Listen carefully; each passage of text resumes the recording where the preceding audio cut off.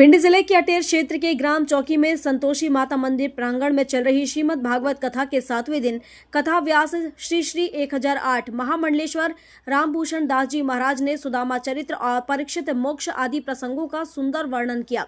सुदामा जी जितेंद्रीय एवं भगवान कृष्ण के परम मित्र थे। भिक्षा मांगकर अपने परिवार का पालन पोषण करते थे। गरीबी के बावजूद भी हमेशा भगवान में ध्यान में मग्न रहते थे।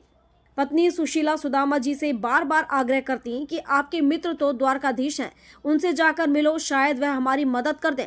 सुदामा पत्नी के कहने पर द्वारका पहुंचते हैं और जब द्वारपाल भगवान कृष्ण को बताते हैं कि सुदामा नाम का ब्राह्मण आया है, कृष्ण यह सुनकर नंगे पैर दौड़कर आते हैं और अपने मित्र को गले लगा लेते हैं। उनकी दीन दशा देखकर कृष्ण के आंखों से अश्रुओं की धारा प्रवाहित होने लगती है। सुदामा जी को सिंहासन पर बैठाकर कृष्ण जी सुदामा के चरण धोते हैं। सभी पटरानियां सुदामा जी से आशीर्वाद लेती हैं। सुदामा जी विदा लेकर अपने स्थान लौटते हैं तो भगवान कृष्ण की कृपा से अपने यहाँ महल बना पाते हैं।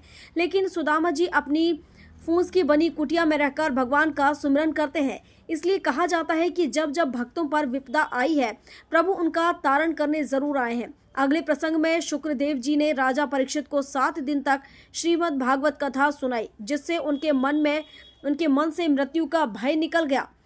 तक्षण नाग आता है और राजा परीक्षित को डस लेता है। राजा परीक्षित कथा श्रवण करने के कारण भगवान के परम धाम को पहुंचते हैं। भिंड से श्याम सुंदर उपाध्याय की रिपोर्ट।